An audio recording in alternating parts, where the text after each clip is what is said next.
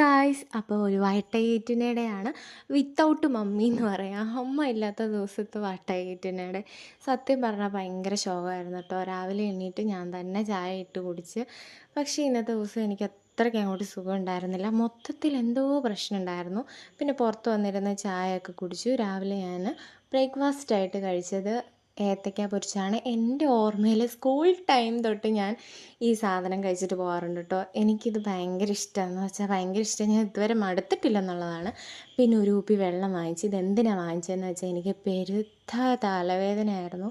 തലവേദനിച്ചിട്ട് ഒരു രക്ഷയില്ലായിരുന്നു. അങ്ങനെ ഞാൻ ആ ഒരു കുപ്പി വെള്ളം മൊത്തം കുടിച്ചു, തലവേദന മാറുമെന്ന്.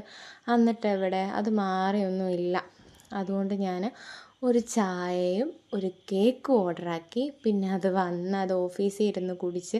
പക്ഷേ ചായക്കടയിലെ ചായക്ക് ഭയങ്കര മധുരമാണ്, അതെനിക്കിഷ്ടമില്ല. പക്ഷേ ഈ കേക്ക് അടിപൊളിയാണ് കേട്ടോ. ഉച്ചയ്ക്ക് പിന്നെ നൂഡിൽസായിരുന്നു.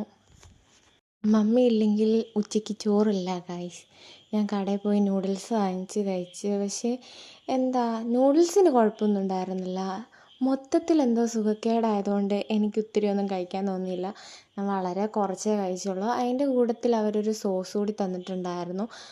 ഞാൻ അത്ര സോസിൻ്റെ ഫാൻ അല്ലാത്തതുകൊണ്ട് ഒരുപാട് ഞാൻ ഒഴിച്ചില്ല. കൊള്ളാവോ എന്ന് നോക്കിയിട്ട് കഴിക്കുന്നതായിരിക്കും ബെറ്റർ എന്നോർത്തിട്ട്.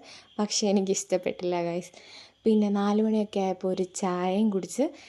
എന്നാൽ നൈറ്റ് ഒത്തിരി ഫുഡൊന്നും വേണ്ടാന്നാക്കിയതുകൊണ്ട് പാലും മാംഗോയും കൂടി അടിച്ച് ഒരു സ്മൂത്തി പോലെ ആക്കി അത് കുടിച്ചു. അപ്പോൾ ബൈ.